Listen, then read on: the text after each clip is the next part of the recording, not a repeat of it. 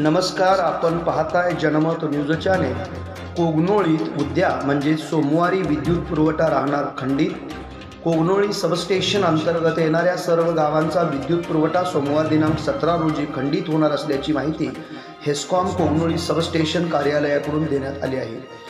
Substation अंतर्गत विविध ठिकाणी विद्युत पोल उभा करणे तसेच दुरुस्तीचे काम गतिमान झाले असून या दिवशी सकाळी 9 ते सायंकाळी 6 वाजेपर्यंत विद्युत पुरवठा खंडित करण्यात येणार असल्याने नागरिकांनी, शेतकऱ्यांनी, व्यापारी बंधूंनी तसेच उद्योजकांनी याची नोंद घेण्याचे आवाहन कोगनोळी सबस्टेशन कार्यालयाकडून करण्यात आले आहे। जनमत न्यूजसाठी नितीन धनवडे।